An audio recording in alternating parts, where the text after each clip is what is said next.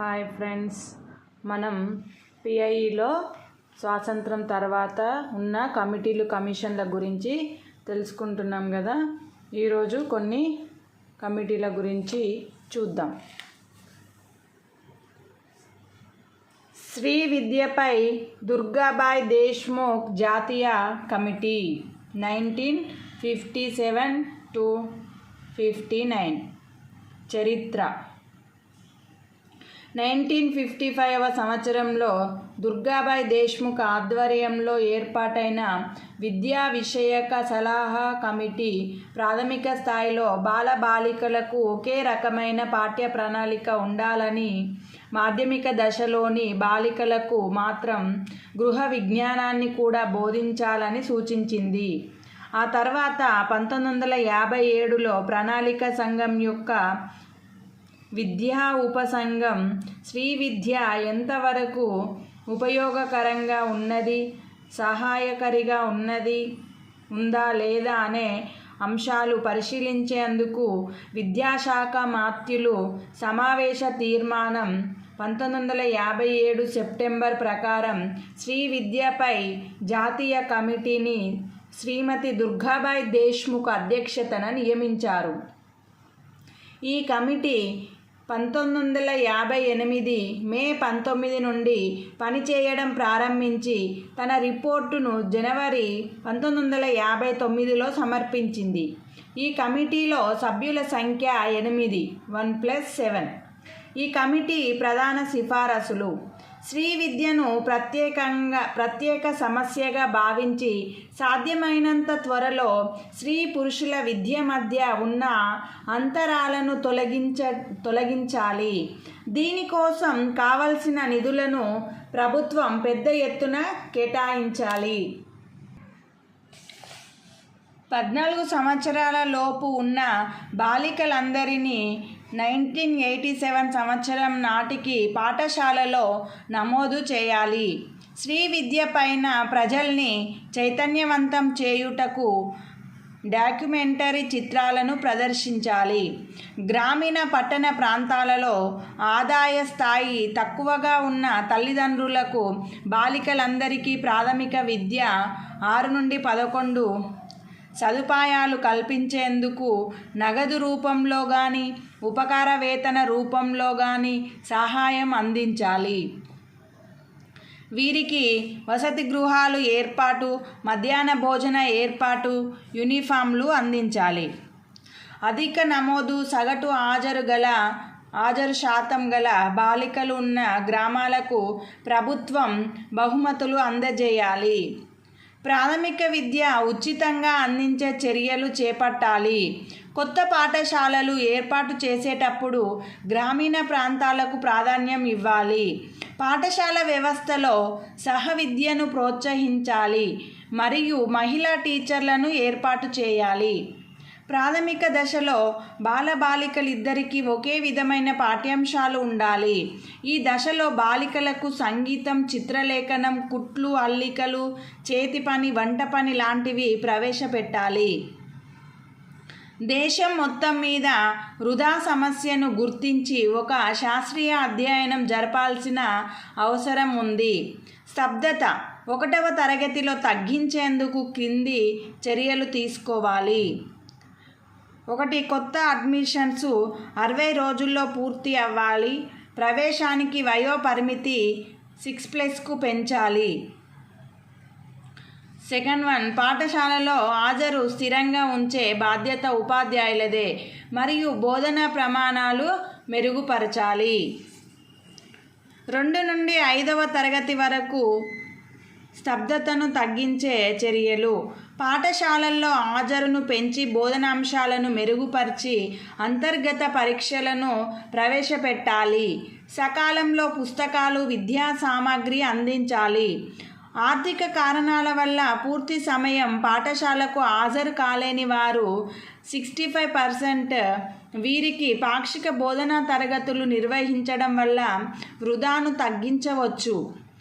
25 నుండి 30% వృధా తల్లిదండ్రుల నిర్లక్ష్యం వల్లనే. కాబట్టి విద్యా ప్రచారం నిర్బంధ విద్యా చట్టాన్ని తీవ్రంగా అమలు చేయడం ద్వారా ఈ సమస్యను అరికట్టవచ్చు. బాలికలు స్త్రీల విద్యకు జాతీయ స్థాయిలో, రాష్ట్ర స్థాయిలో జాతీయ రాష్ట్ర మండలులను స్త్రీ విద్యా విభాగాలు ఏర్పరిచి స్త్రీల విద్య కోసం సమగ్రాభివృద్ధి ప్రణాళికలు తయారు చేయాలి.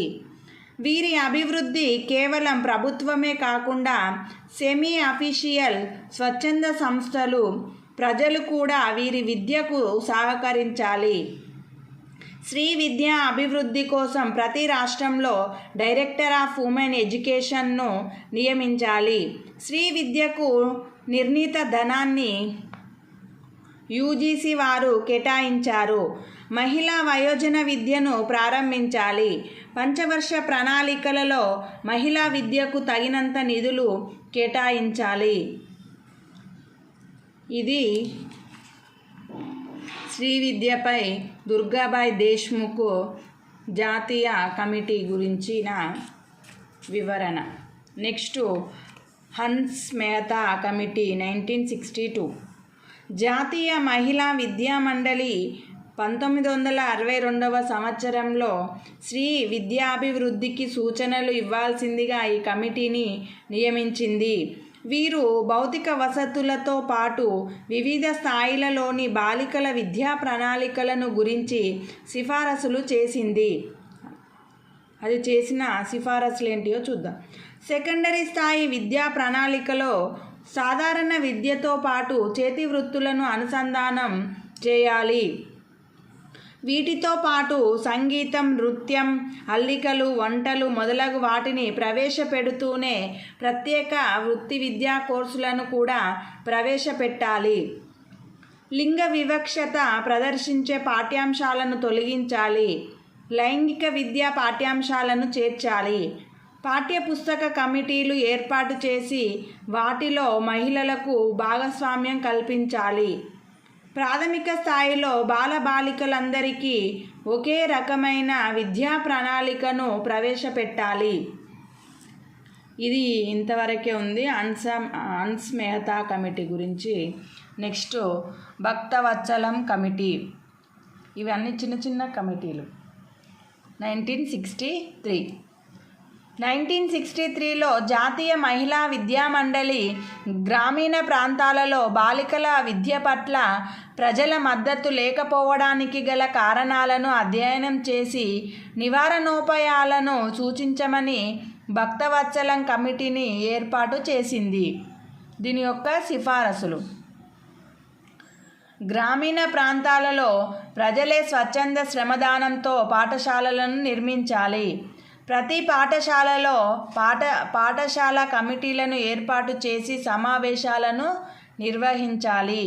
మహిళలు ఉపాధ్యాయ వృత్తిని చేపట్టేందుకు వారికి సకల సౌకర్యాలను కల్పించాలి.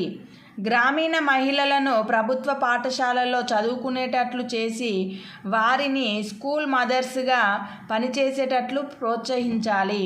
ప్రతి పాఠశాలలో సకాలంలో పుస్తకాలు, యూనిఫామ్లు పంపిణీ చేసి మధ్యాహ్న భోజనం అందజేస్తూ ఉపకార వేతనాలు ఇవ్వాలి. జాతీయ భావ సమైక్యత 1961 కమిటీ ఆన్ ఎమోషనల్ ఇంటిగ్రేషన్.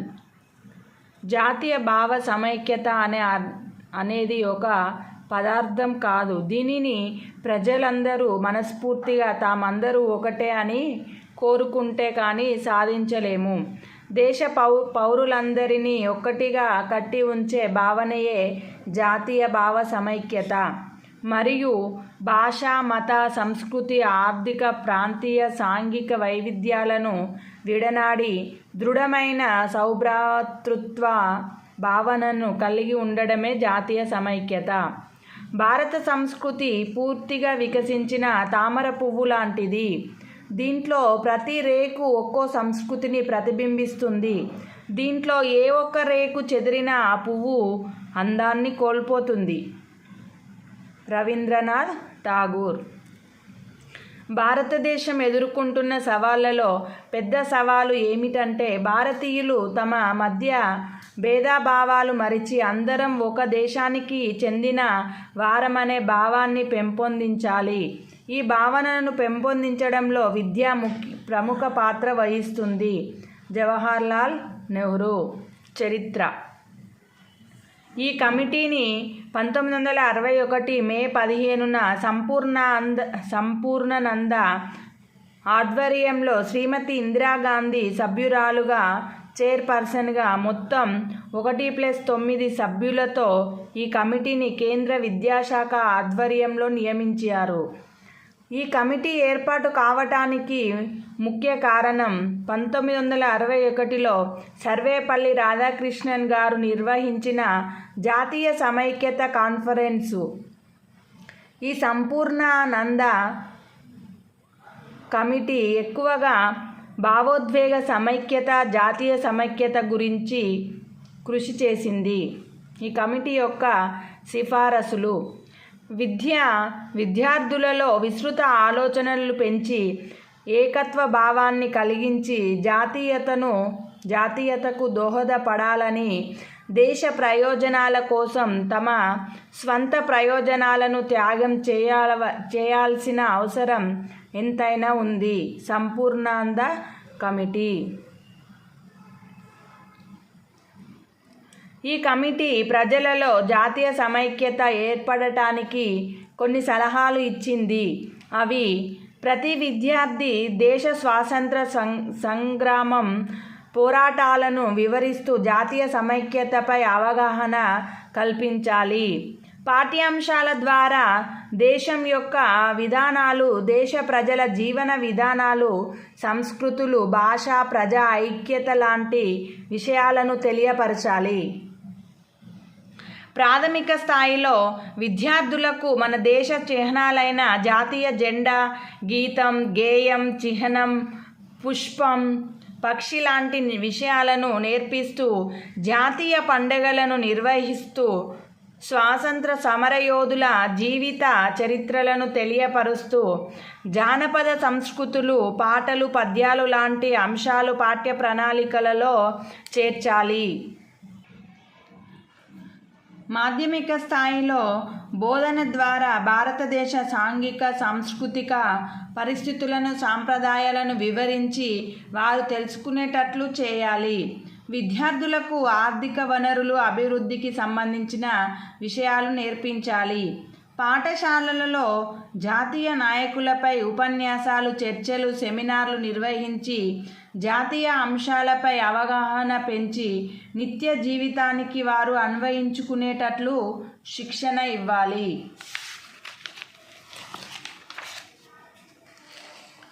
విశ్వవిద్యాలయాల స్థాయి. విద్యార్థులకు మతపరమైన, ప్రాంతపరమైన, భాషాపరమైన విషయాలపై అవగాహన కలిగించి జాతీయ అంశాలపై సెమినార్లు, చర్చలు ఏర్పాటు చేసి యువతకు శిక్షణ ఇవ్వాలి. యూత్ ఫెస్టివల్స్, జాతీయ ప్రేరణ, భావన సంబంధిత కార్యక్రమాలు జరుపుతూ జాతీయతా భావాన్ని పెంచుకునేలా చూడాలి. ఈ విధంగా పై అంశాలు పెంపొందిస్తూనే క్షేత్ర పర్యటనలు, సైన్స్ ఫేర్స్, విద్యా క్లబ్బులు, విద్యా సంఘాలు, విద్యా పత్రికల లాంటి కృత్యాల ద్వారా విద్యార్థులలో జాతీయ సమైక్యతను పెంపొందించాలి. 1969వ సంవత్సరంలో NCERT వారు జాతీయ సమైక్యత కోసం నియత విద్యలో నిరంతర విధానంలో మూల్యాంకనం చేసి జాతీయ సమైక్యతకు పునాది వేయాలి అని పాఠ్య పుస్తకాలలో ఈ పాఠ్యాంశాలను చేర్చి ఒక ప్రత్యేక విభాగాన్ని కూడా ప్రారంభించింది. జాతీయ సమైక్యతను దృష్టిలో ఉంచుకొని 1969లో NPE, 1968లో నివేదికను పార్లమెంటు సంఘం సభ్యులు ప్రభుత్వానికి సమర్పించారు. విద్యార్థులలో జాతీయ భావాన్ని పెంపొందించుటకు NPE 1988 10 అంశాలను విద్య ద్వారా సాధించాలని పేర్కొంది. Next important commission, Kothari commission 1964 to 1966. చరిత్ర. దీనినే జాతీయ విద్యా కమిషన్, భారతీయ విద్యా కమిషన్ అని కూడా అంటారు. రాజ్యాంగం మారిన అవసరాల దృష్ట్యా సామాజిక అవసరాలకు తగ్గట్లుగా విద్యాభివృద్ధి కోసం సమగ్రమైన సూచనలు చేయడం కోసం అప్పట్లో యూజీసీ చైర్మన్గా పనిచేస్తున్న డాక్టర్ దౌలత్ సింగ్ కొఠారి అధ్యక్షతన జేపీ నాయక్ కార్యదర్శిగా మొత్తం 116 మంది సభ్యులతో జూలై 14, 1964న కేంద్ర ప్రభుత్వం నియమించింది. అయితే ఈ కమిటీ అక్టోబర్ 2, 1964 నుండి పనిచేయడం ప్రారంభించి 21 నెలలలో 9,000 మందితో ఇంటర్వ్యూలు నిర్వహించింది. 2,400 పత్రాలను స్వీకరించింది. సెమినార్లు, కాన్ఫరెన్సులు నిర్వహించింది. ఈ కమిటీ జూన్ 29, 1966న విద్యా జాతీయాభివృద్ధి వికాసం ఎడ్యుకేషన్ నేషనల్ డెవలప్మెంట్ అనే పేరుతో అప్పటి విద్యాశాఖ మంత్రి ఎంసి చాగ్లాకు నివేదిక సమర్పించింది.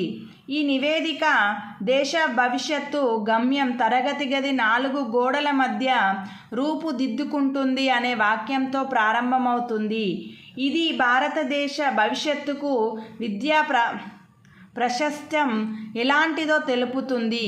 విద్యా మార్పుకు సాధ్యమని, ఇది ప్రజల జీవన అవసరాలకు, ఆశయాలకు సంబంధించి ఉండాలని ఈ నివేదికలో చెప్పారు. భారతీయ విద్యా వ్యవస్థపై ఈ కమిషన్ను అత్యంత ప్రభావం చూపిన కమిషన్గా పేర్కొంటారు. కాబట్టే ఈ నివేదికను ఎడ్యుకేషనల్ ఎన్సైక్లోపీడియా, విద్యా విజ్ఞాన సర్వస్వంగా పిలుస్తారు. దౌలత్ సింగ్ కొఠారి ఇతడు ఉదయ్పూర్ ప్రాంతానికి చెందినవాడు. ఇతడు భౌతిక శాస్త్రానికి చెందిన ప్రముఖ విద్యావేత్త. ఇతడు రక్షణ శాఖ శాస్త్రీయ సలహాదారుడుగా పనిచేసి ఆర్కిటెక్ట్ ఆఫ్ డిఫెన్స్ సైన్స్గా పేరు తెచ్చుకున్నారు. తర్వాత జేఎన్టీయు విశ్వవిద్యాలయానికి కులపతిగా కూడా పనిచేశాడు. ఇతడు యూజీసీ చైర్మన్గా అత్యధిక కాలం 13 సంవత్సరాలు పనిచేసిన ఏకైక వ్యక్తి. ఇతడికి పద్మభూషణ్, పద్మవిభూషణ్ అవార్డులు వరించాయి. ఇతడు హెచ్జే బాబాతో కలిసి రచించిన nuclear explosive and their effect అనే పుస్తకం జర్మనీ, జపనీస్, రష్యన్ 3 భాషలలోకి అనువదించబడింది. కొఠారి ప్రకారం విద్య అనగా మన చుట్టూ ఉన్న అద్భుతమైన ప్రపంచం తెలుసుకుంటూ స్వీయ క్రమశిక్షణతో కుటుంబం, సమాజం ఆనందం కోసం కృషి చేయాలి. ఇది విద్యను ఒక ఉల్లాసకరమైన, ఉత్తేజకరమైన, ప్రేరణాపూర్వకమైన ప్రక్రియగా చేస్తుంది. ఇదే విద్య యొక్క నిజమైన లక్ష్యం, ఉద్దేశం. మతానికి, రాజకీయానికి సంబంధించిన రోజులు పోయాయి. రాబోయే రోజులన్నీ శాస్త్రీయ జ్ఞానానికి, ఆధ్యాత్మికతకు సంబంధించినవి అని అప్పట్లోనే చెప్పిన వ్యక్తి కొఠారి. విద్యలో అంతర్భాగాలైన సిద్ధాంత భాగం, వ్యూహ భాగం, మానవత్వ పరమైన భాగం, ఈ 3 సమతుల్యత ఉండేలా చూడాలి. ఈ నివేదికలో ప్రధాన సిఫారసులు. ఈ నివేదికలో ప్రధానంగా 3 విభాగాలున్నాయి. అందులో మొదటి విభాగంలో ఉన్న 6 అధ్యాయాలలో విద్యా పునర్నిర్మాణ ప్రక్రియను అన్ని దశలకు, అన్ని రంగాలకు సంబంధించిన సాధారణ అంశాలను చర్చించారు. రెండవ విభాగంలో గల 7 నుండి 17 అధ్యాయాలలో ప్రత్యేక సమస్యలైన ప్రాథమిక విద్య, సెకండరీ విద్య, బోధనా ప్రక్రియ, పాఠ్యపుస్తకాలు, భౌతిక సౌకర్యాలు, మూల్యాంకనం, ఉపాధ్యాయులు లాంటి అంశాలను చర్చించారు. మూడవ విభాగంలో 18, 19 అధ్యాయాలలో విద్యా ప్రణాళిక, పరిపాలన, నిర్వహణ మొదలగు అంశాలను చర్చించారు. విద్యా నిర్మాణం. ఈ కమిటీ విద్యా నిర్మాణాన్ని దేశమంతా 10+2+3 కామన్ స్కూల్ విద్యా విధానాన్ని సూచించింది. ఈ 10+2+3 విద్యా నిర్మాణాన్ని ఇలా వర్గీకరించింది. దశ: పూర్వ ప్రాథమిక విద్య, ప్రీ ప్రైమరీ దశ, 1 నుండి 3 సంవత్సరాలు విద్యాభ్యాస కాలం. ప్రైమరీ దశ ప్రాథమిక విద్య 7 లేదా 8 సంవత్సరాలు, 1 to 8 years. లోయర్ సెకండరీ దిగువ మాధ్యమిక 2 లేదా 3 సంవత్సరాలు 9 to 10. హయ్యర్ సెకండరీ ఉన్నత మాధ్యమిక 2 సంవత్సరాలు లేదా 1 నుండి 3 సంవత్సరాల కాలం లేదా వృత్తి విద్య ఇంటర్. 5 డిగ్రీ 3 సంవత్సరాలు డిగ్రీ. 6 పోస్ట్ గ్రాడ్యుయేట్ 2 సంవత్సరాలు పీజీ. పాఠశాల నిలుపుదల స్తబ్దతను అరికట్టాలని 1వ తరగతిలో ప్రవేశం పొందిన వారిలో 80% మంది పిల్లలు 10వ తరగతి వరకు కొనసాగే విధంగా చర్యలు చేపట్టడం అవసరమని కమిషన్ భావించింది. ప్రాథమిక పాఠశాలలు పిల్లలకు 1 మైలు దూరంలో, ప్రాథమికోన్నత పాఠశాలలు హయ్యర్ ప్రైమరీ 1 నుంచి 3 మైళ్ళ దూరంలో ఉండాలని సూచించారు. విద్యా సంవత్సరంలో పాఠశాల పనిచేసే దినాలను 39 వారాలకు అనగా 234 రోజులకు పెంచాలి మరియు విద్యా సంవత్సరంలో ఇతర సెలవుల సంఖ్య 10 రోజులకు మించకూడదు. పరీక్షల నిర్వహణ ఇతర కార్యక్రమాలకు 21 రోజులు మాత్రమే కేటాయించాలి.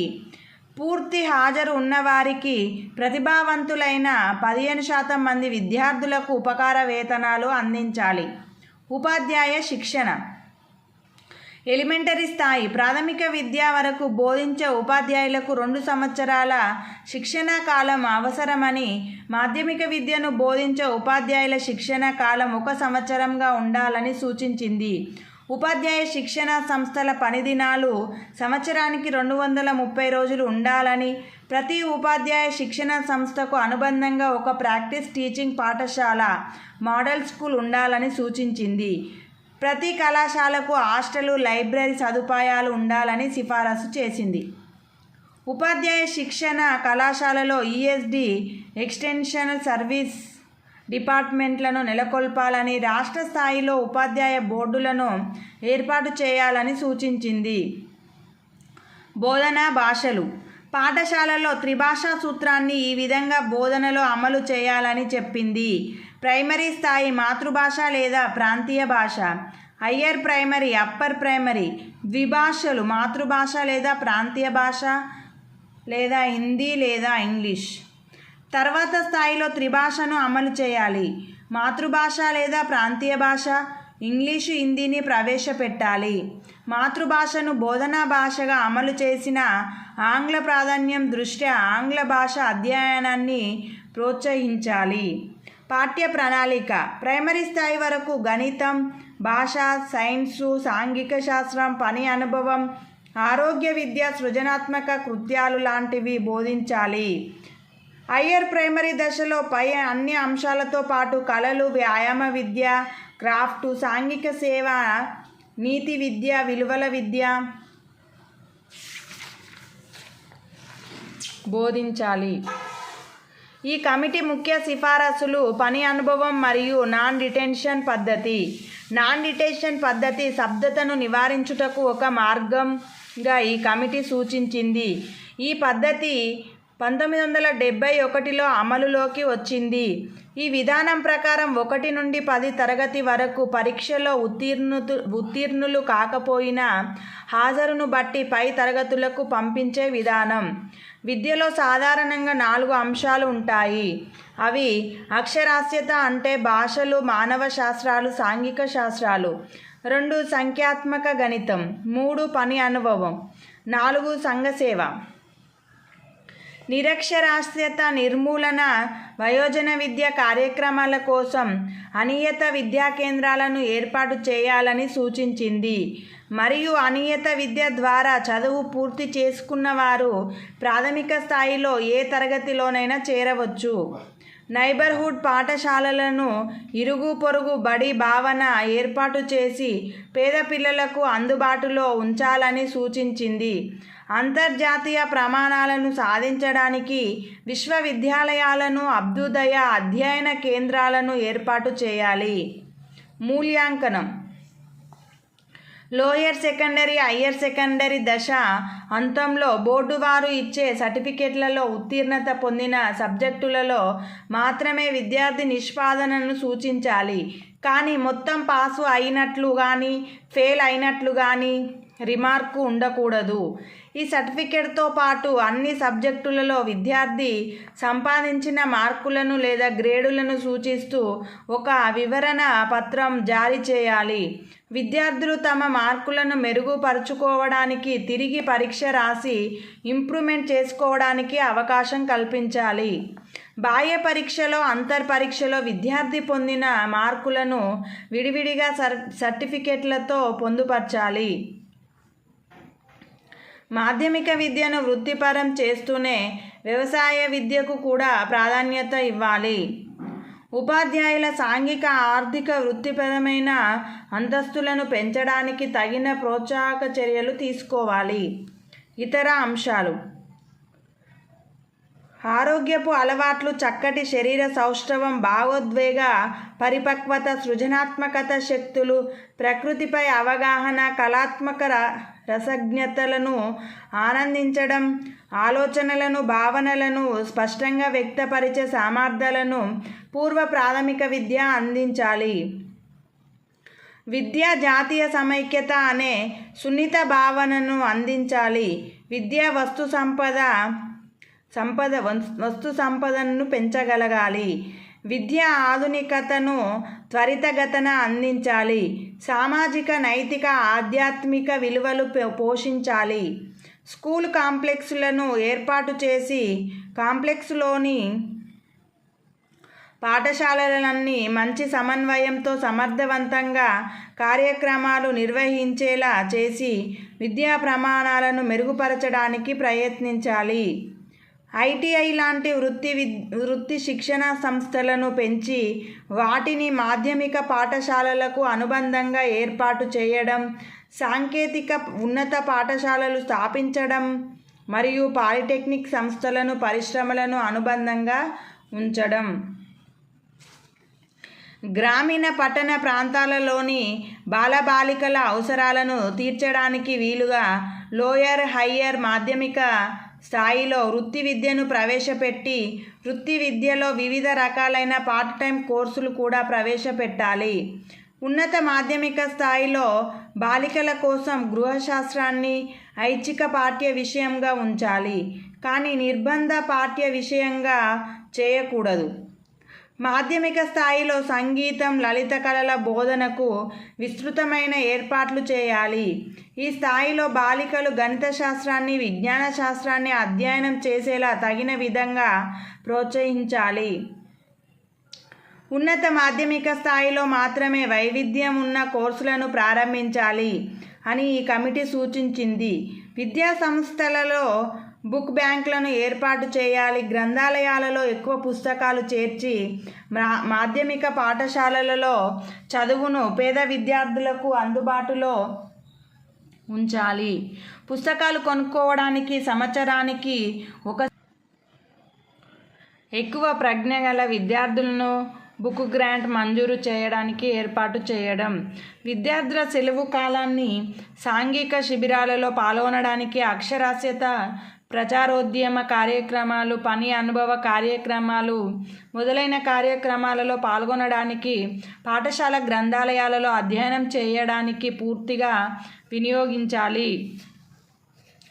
గ్రంథాలయాలు, ప్రయోగశాలలు, వర్క్షాప్లు, కార్ఫెడ్ లాంటి వసతులు విద్యార్థులకు సమర్థవంతంగా ఉపయోగపడేటట్లు చర్యలు తీసుకోవాలి.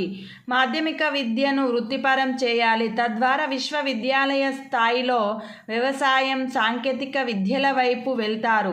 ప్రస్తుతం మాధ్యమిక దశలో వృత్తి విద్యలను ఎంచుకునేవారు కేవలం 9% మాత్రమే అని తెలిపింది.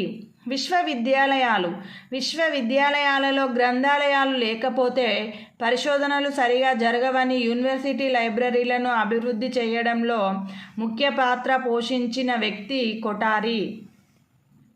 యూనివర్సిటీ అనే సమాజంలో ఉపాధ్యాయులు, విద్యార్థులు తమని తాము అధ్యయనానికి అంకితం చేసుకుంటారు.